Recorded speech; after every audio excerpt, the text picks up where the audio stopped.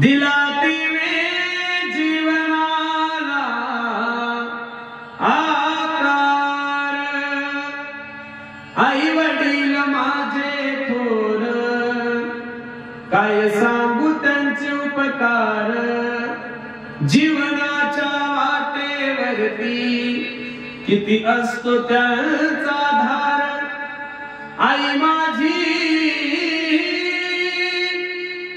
मायेचा सागर, दिला तिने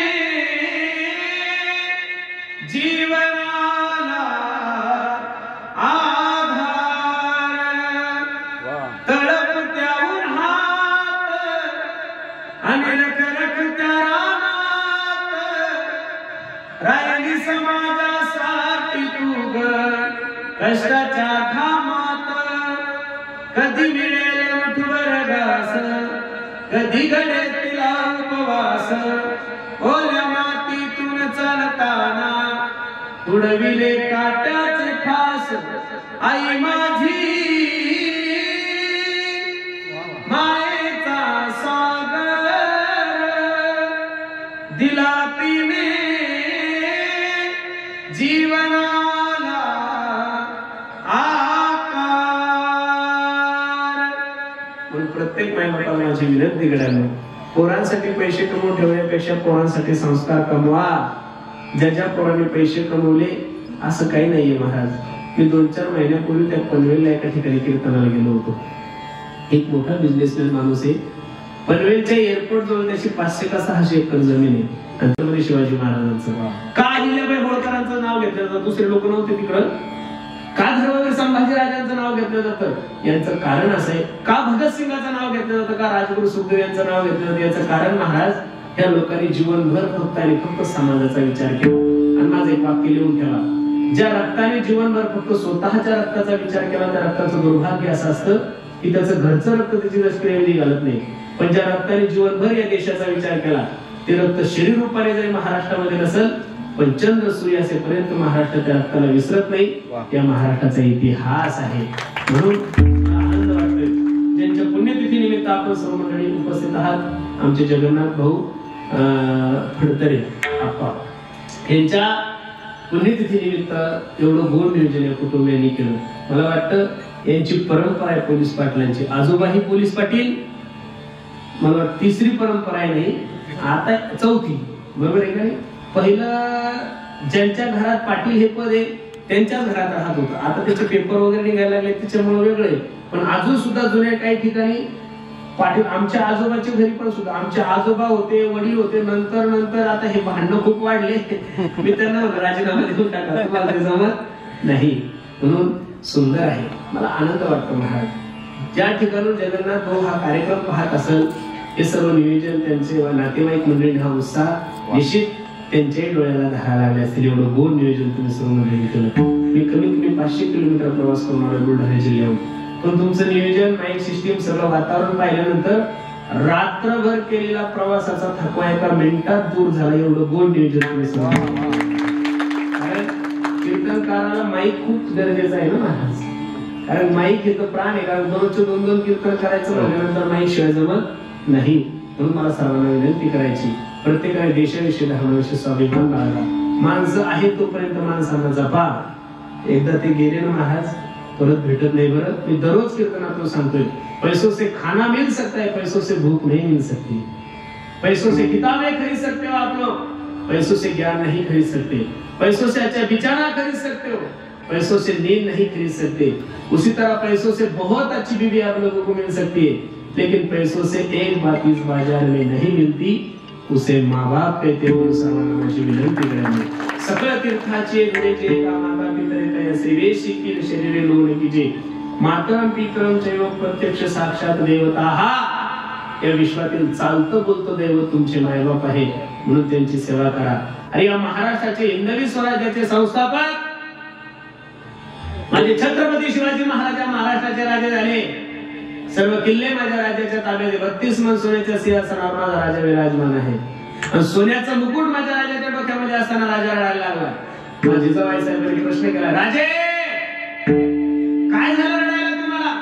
तुम्ही तुम्ही या महाराष्ट्राचे राजे आहात, सर्व किल्ले तुमच्या ताब्यात आहात, 32 मन सोन्याच्या सिंहासनावर तुम्ही विराजमान आहे, मग रडता का? त्यावेळेस रडता रडता या जनतेचा लाडका राजा आपल्याला सांगत होता, आई मी या महाराष्ट्राचा राजा आहे, सर्व किल्ले माझ्या ताब्यात आहे, 32 मन सोन्याच्या सिंहासनावर मी विराजमान आहे, सोन्याचं मुकुट माझ्या डोक्यामध्ये आहे, पण हे सगळं सुख पाहण्यासाठी, हे सगळं ऐश्वर्य पाहण्यासाठी तुझ्या डोक्याचा कुंकू माझा बाप शहाजीराजा जिवंत असता तर मला अजून बरं वाटलं असतं. अरे छत्रपती सारख्या माणसाला जर आपल्या बापाचं महत्व कळत असेल तर तू मला का कळवले? मी दररोज कीर्तनातून सांगतो, ऐका, परमार्थ करणाऱ्या माणसाने पाप करायला भ्या एक, आणि संसार करणाऱ्या माणसाने आपल्या बापाला भ्या बस. ज्या दिवशी तुमच्या जीवनातला बाप जाईल त्या दिवशी तुमच्या जीवनातला आधार वाढेल. काय जाईल? सचिन तेंडुलकरांना भारतरत्न पुरस्कार जाहीर झाल्यानंतर मीडियाने प्रश्न केला, कसं वाटतंय तुम्हाला, काय तुमच्या अंतकरणातला आनंद? तर सचिनच्या डोळ्याला धारा लागला. सचिन सांगतो, आज मी क्रिकेट विश्वातील सगळ्यात मोठा व्यक्ती आहे, मास्टर सचिन तेंडुलकर. फिरे कन मागत पैपद सुरस स्वाद कहा, पुनिताल मदिरा बजाती फिरे, मीरा मतवारिस चाह कहा, सिया राम कथा कितनों ने लिखी, पर तुलसी जैसी मर्याद कहा, नरसिंह बसे प्रतिखंबन में, पर काढ़न को प्रल्हाद कहा. प्रत्येक खांबामध्ये नरसिंह भगवान परमात्मा आहे, पण काढण्यासाठी भक्त प्रल्हाद शिल्लक राहिलेले. हजारो महिला कीर्तन करतात, हजारो महिला रामायण करतात, हजारो महिला भागवत करतायत, पण मीराबाई फक्त मीराबाईच होत्या. दुसरे मीराबाई होतील काही सांगता येत. कीर्तनात गाणारे, भजनात गाणारे, तमाशात गाणारे, पिक्चर मध्ये गाणारे भरपूर आहे, पण गायक म्हणून फक्त सुरदासजीचंच नाव घेतलं जातं, आपलं कोणाचं नाव घेतलं जात नाही. याचं कारण गायन फक्त आणि फक्त कोणासाठी होतं? देवासाठी होतं. म्हणून देवाला सोडून जगातले जेवढ्या काही गोष्टी तेवढ्या सगळ्या असारे. म्हणून सारासार विचार करा, उठा उठी लवकर करा. कधी करा? जव हे सकळ सिद्ध आहे, हात चालावया पाये, तव तू आपले सोहित पाहे, तीर्थयात्रे जाय नको नको. बऱ्याचशा लोकांची अशी मानसिकता आहे की परमार्थ हा म्हातारपणातला आहे. ही जर तुमची मेमरी असेल तर ती मेमरी डिलीट करा.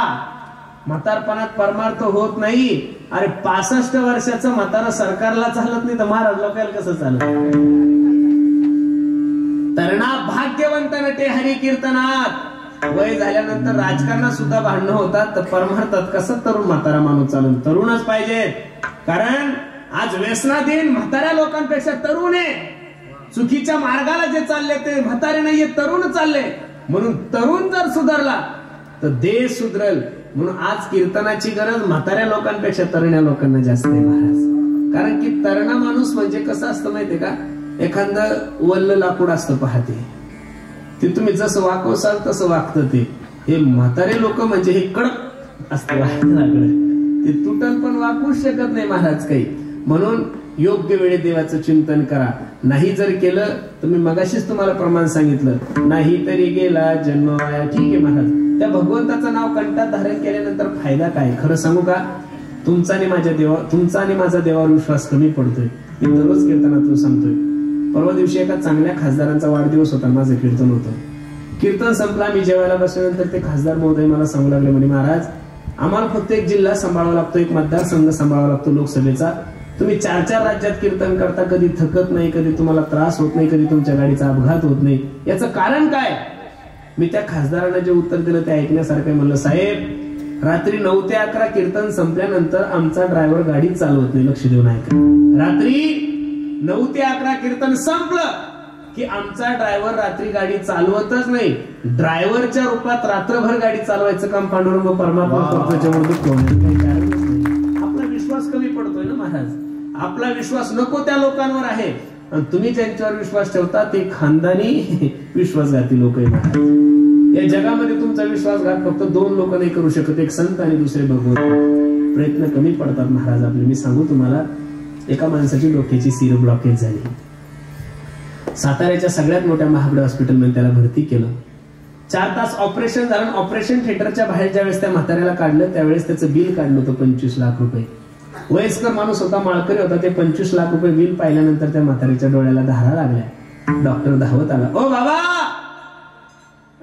तुम्ही माझ्या आजोबा सारखे, प्लीज मी रिक्वेस्ट करतोय तुम्हाला रडू नका.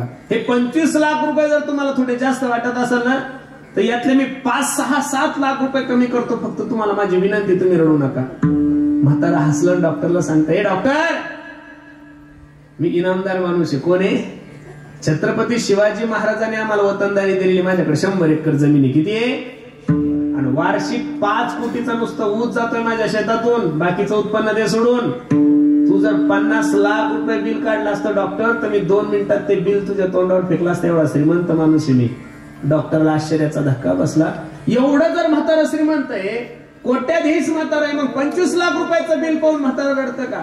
तर रडता रडता म्हातारा डॉक्टरला सांगत होतं, डॉक्टर 4 तास आयसीयू मध्ये माझं शरीर सांभाळलं, तूच माझ्या शरीराचं मेंटेनन्स 25 लाख रुपये काढलं. वयाच्या 85 वर्षापर्यंत माझ्या देवानं मला सांभाळलं, पण रुपयाचं सुद्धा मेंटेनन्स घेतलं नाही.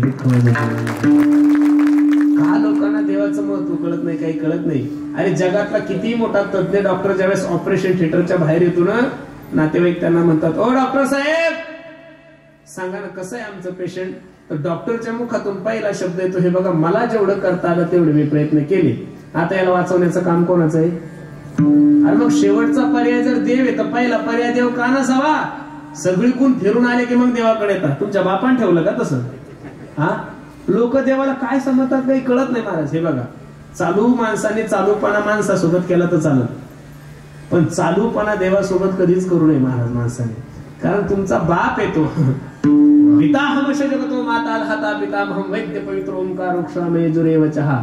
म्हणून सर्वांना माझी विनंती, त्या भगवंताचं नाव कंठात धारण करा. आणि कंठात धारण केल्यानंतर तुमच्या जीवनातलं कितीही मोठं संकट असू द्या, जगाचा मालक तारतो. अभंगाचं 2रं चरण.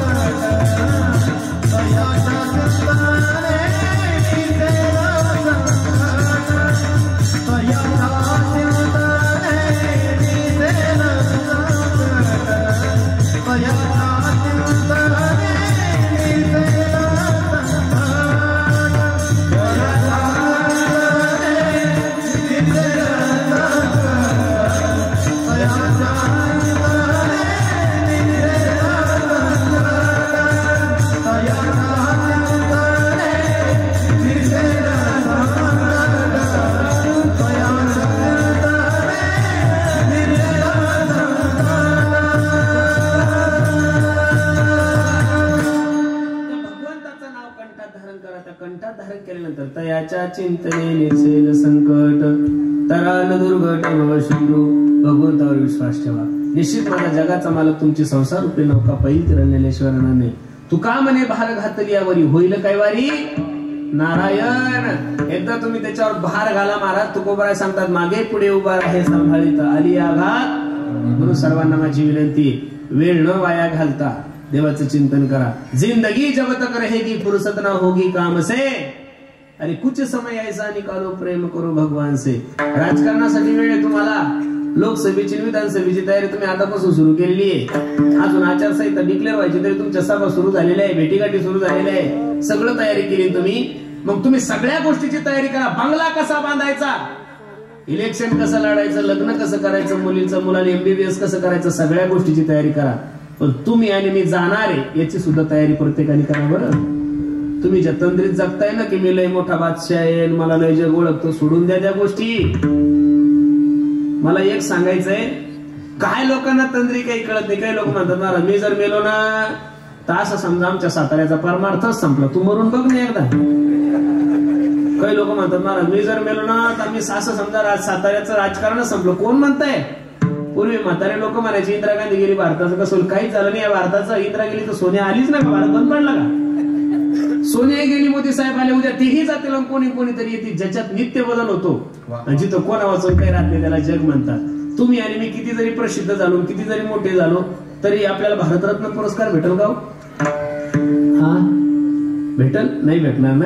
ज्या मायमाऊलीला भारतरत्न पुरस्कार होता त्या मायमाऊलीचं नाव लता दीदी मंगेशकर होता. ज्या दिवशी त्या वारल्या त्या दिवशी फक्त एक दिवस भारतीयांनी तिचं स्टेटस ठेवलं होतं. किती दिवस? लक्ष देऊ नाही का? किती दिवस? मग भारतरत्न पुरस्कार असणाऱ्या माणसाचं स्टेटस लोक एक दिवस ठेवतात. तुमचं माझं स्टेटसच काय आहे ठेवायला? कोण ओळखतंय आपल्याला? घरी बायको आंघोळीला पाणी टाकत नाही हे आपलं घरातलं वजन आहे. बाहेरचं द्या सोडून. ग्रामपंचायतला उभं राहिले तर 4 मताशिवाय तुम्हाला मतदान पडत नाही. कोण स्टेटस ठेवणार आहे आपले? कोणत्या तंद्रीत जगताय तुम्ही? काय अभिमान आहे लोकांना काही कळत नाही. संप्रदायातल्या लोकांना तर माझी विनंती आहे, ज्या महात्म्याने वारकरी संप्रदायातून पहिल्यांदा जाऊन फॉरेनला इंग्लिश मध्ये कीर्तन केलं त्या महात्म्याचं नाव बाबा महाराज सातारकर. ते ज्ञानोबरायांच्या समाधी सोहळ्याच्या अगोदर फक्त 10 दिवस झाले वारले होते गुरुजी. किती दिवस? 10 दिवस. ज्या माणसाचा आवाज म्हणजे लता दीदी सारखा अजून सुद्धा तेवढाच हरिपाठ कोणाचाही ऐका, सातारकरांचा ऐका, खरोखर हरिपाठ होता. आम्ही जर 5 मिनिटं चाल म्हणली तर खालून लोक शिव्या देतात. रूप पाहता लोचनी जर वाढलं तर लोक आम्हाला शिव्या देतात. त्या माणसाचं रामकृष्ण हरी ऐकण्यासाठी 1-1 तास लोक बसत होते. ही ताकद होती त्या माणसाच्या वाणीमध्ये. पण तो मनुष्य मेला. आम्ही अख्ख्या सोहळ्यामध्ये पाहिलंय महाराज, कार्तिक सोहळ्यामध्ये महाराष्ट्रातल्या कोणत्याच कीर्तनकाराने त्या 10 दिवसात त्यांना श्रद्धांजली सुद्धा अर्पण केलेली. एवढ्या लोक विसरतात. तुम्ही ताण नका घेऊ, विसरणं माणसाचा स्वभाव आहे. म्हणून मी नेहमी सांगत असतो, एक हिंदी कवी वर्णन करतो किती गोडे पहा. एक दिन निकले सैर करने मन में कई अरमान थे. किती गोड बोलतोय तो पहा. एक दिन निकले सैर करने मन में कई अरमान थे, एक तरफ हरियाली थी और एक तरफ स्मशान थे, पैर के तले छुपी हड्डी हड्डी के ये बयान थे, अरे चलने वाले चल संभल कर हम भी कभी इंसान थे. वेड्यानो, जाणं या निसर्गाचा नियम आहे तोपर्यंत देवाचं चिंतन करा. अरे आपल्या कुटुंबातल्या एखाद्या माणसाचा जर अपघात झाला त्याचं पीएम करायला जर 4 तास उशीर असेल तर पहिले लोक म्हणतात चला आपण थोडा नाश्ता करून पीएम ला 4 तास उशीर आहे. अरे खाल्ल्याशिवाय रडत सुद्धा नाही रे. एवढे हलकट लोक आहे. तुम्ही कोणत्या तंद्रीत जगायला लागले? तुम्ही मेल्यानंतर असं म्हणत नाही की आप्पाची बॉडी येते, डायरेक्ट तुमचं नाव मेल्या क्षणी कट होतं. लोक म्हणतात बॉडी यायला अजून 4 तास वेळ आहे. तुमचं सरपंच पद गेलंय, तुमचं आमदारकीचं पद गेलंय, तुमचं खासदारकीचं पद गेलंय. अँब्युलन्स मध्ये माणूस येतोय असं नाही म्हणत लोक. अँब्युलन्स मध्ये काय येते? बॉडी येते. मेल्यानंतर 2 मिनिटात तुमचं नाव कट होतं. तुम्ही कोणत्या शायनिंग मध्ये जगताय की मी वतनदार आहे, मी लय मोठा. येता नाही काही घेऊन आले नाही, जाता नाही काही घेऊन जाणार नाही. तुम्हाला मरून जर जिवंत राहायचं असेल तर कार्य माझ्या छत्रपती शिवाजी महाराजांसारखं करा. मरून सुद्धा जिवंत राहायचं असेल तर अहिल्याबाई होळकरांसारखं जीवन जगा, संभाजीराजांसारखं जीवन जगा, ज्ञानोबराय तुकोबरायसारखं जीवन जगा.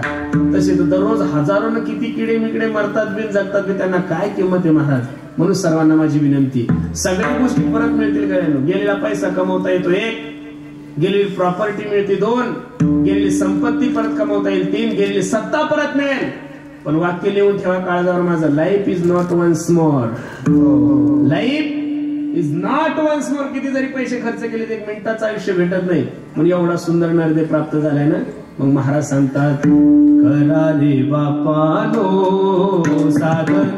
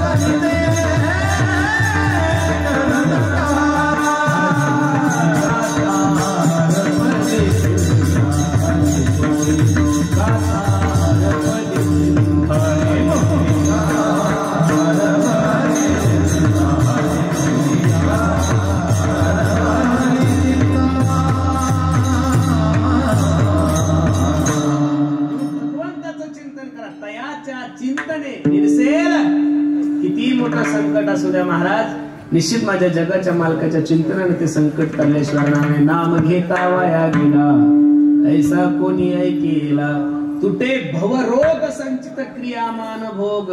सगळ्या गोष्टी तरू शकतात, फक्त तुम्ही देवाचं चिंतन करा. आणि कुठं जायची गरज नाही महाराज. ठाईचं बैसोनी कामामध्ये काम काही म्हणा, राम राम जाईल भवश्रम सुख होईल दुःखाचे. न लगे तीर्थाचे भ्रमण, न लगे दंडन मुंडन, न लगे पंचाग्नी साधन, तुम्ही आठवा मधुसूदना.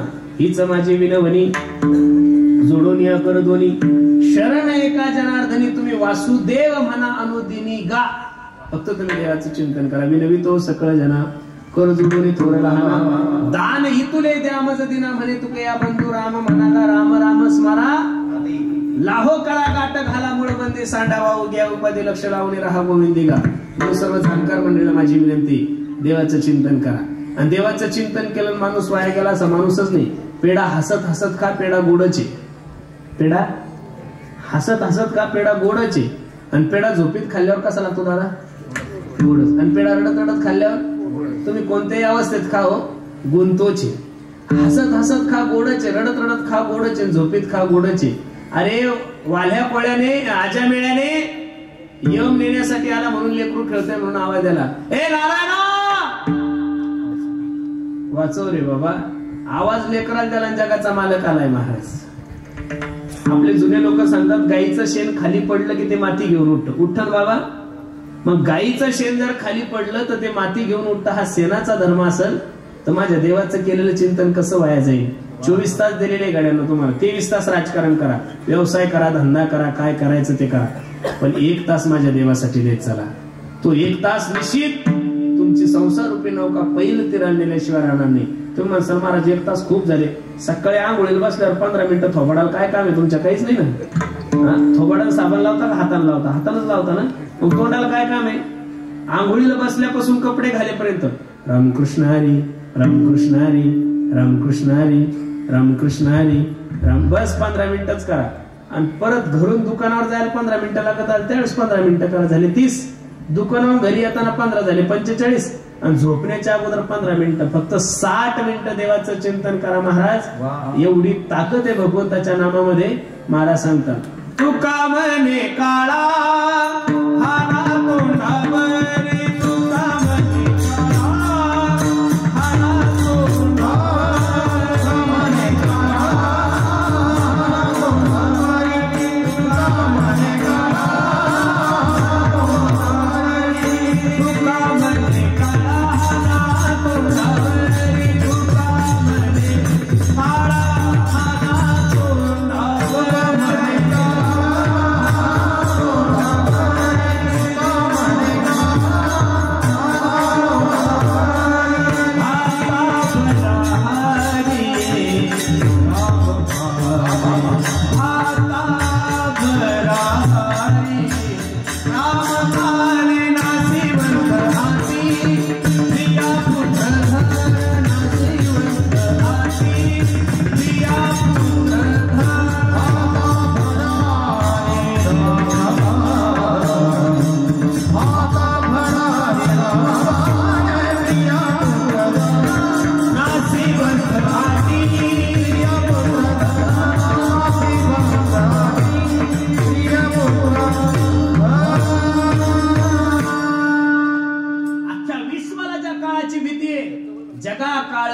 आम्ही माथा दिला. हे जर कशाच्या सामर्थ्यावर केला असेल तर फक्त भाता भरा हरी रामबाणे. मग महाराज सांगतात, तयाच्या चिंतने निर्सेल संकट, तराल दुर्घट भव सिंधू विठोबार कुमारी.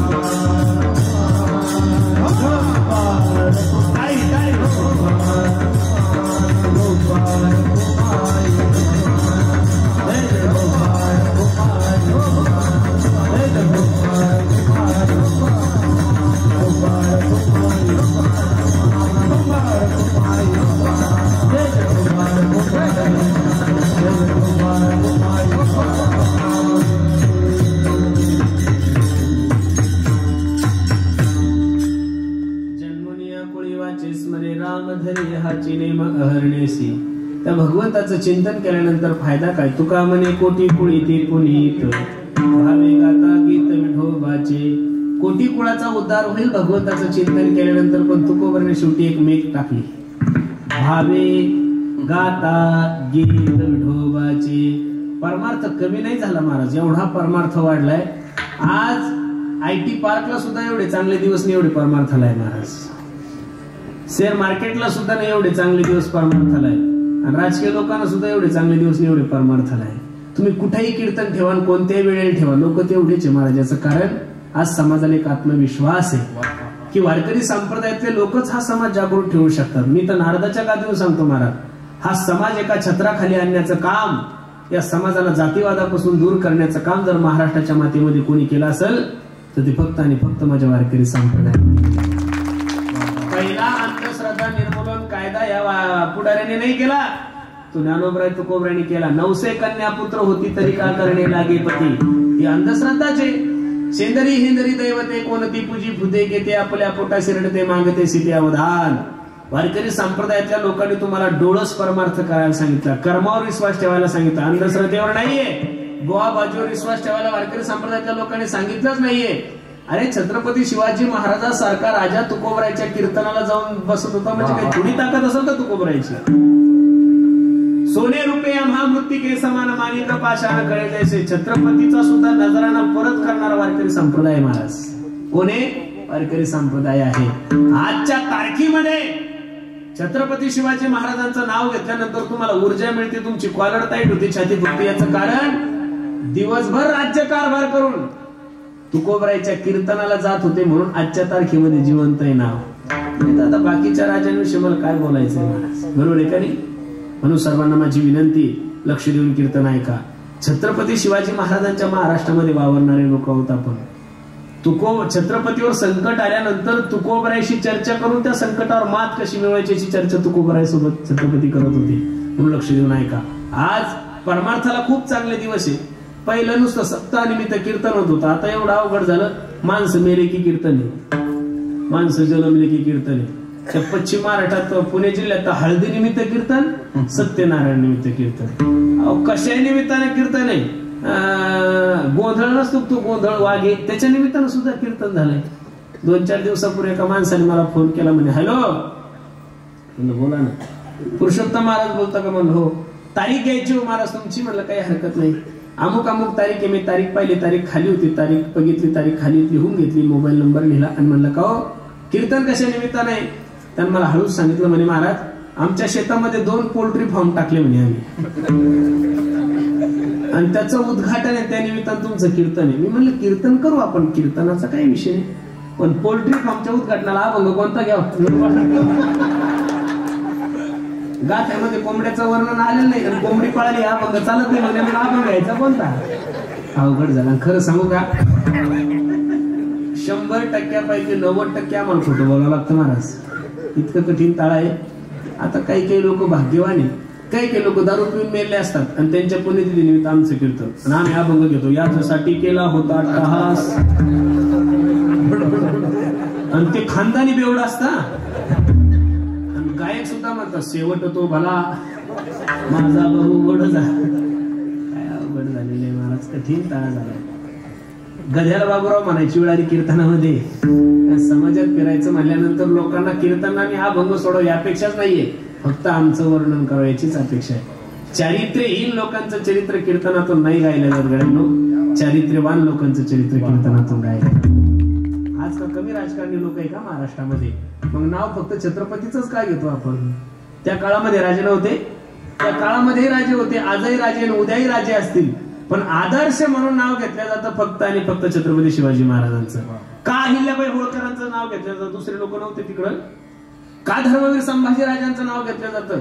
यांचं कारण असं आहे. का भगतसिंगाचं नाव घेतलं जातं? का राजगुरू सुखदेव यांचं नाव घेतलं जातं? याचं कारण महाराज, ह्या लोकांनी जीवनभर फक्त आणि फक्त समाजाचा विचार केला. आणि माझं एक वाक्य लिहून ठेवा, ज्या रक्ताने जीवनभर फक्त स्वतःच्या रक्ताचा विचार केला त्या रक्ताचं दुर्भाग्य असं असतं की त्याचं घरचं रक्त त्याची दशक्रियाविधी घालत नाही. पण ज्या रक्ताने जीवनभर या देशाचा विचार केला ते रक्त शरीर रूपाने जरी महाराष्ट्रामध्ये नसेल, पण चंद्र सूर्य असेपर्यंत महाराष्ट्र त्या रक्ताला विसरत नाही. या महाराष्ट्राचा इतिहास आहे. म्हणून मला आनंद वाटतोय ज्यांच्या पुण्यतिथी निमित्त आपण सर्व मंडळी उपस्थित आहात, आमचे जगन्नाथ भाऊ फडतरे आप्पा यांच्या पुण्यतिथी निमित्त एवढं गोड नियोजन या कुटुंबियांनी केलं. मला वाटतं यांची परंपरा आहे पोलीस पाटलांची. आजोबाही पोलीस पाटील, मला वाटतं तिसरी परंपरा आहे, नाही आता चौथी, बरोबर आहे का नाही. पहिलं ज्यांच्या घरात पाटील हे पद आहे त्यांच्याच घरात राहत होतं. आता त्याचे पेपर वगैरे निघायला लागले त्याच्यामुळे वेगळं आहे.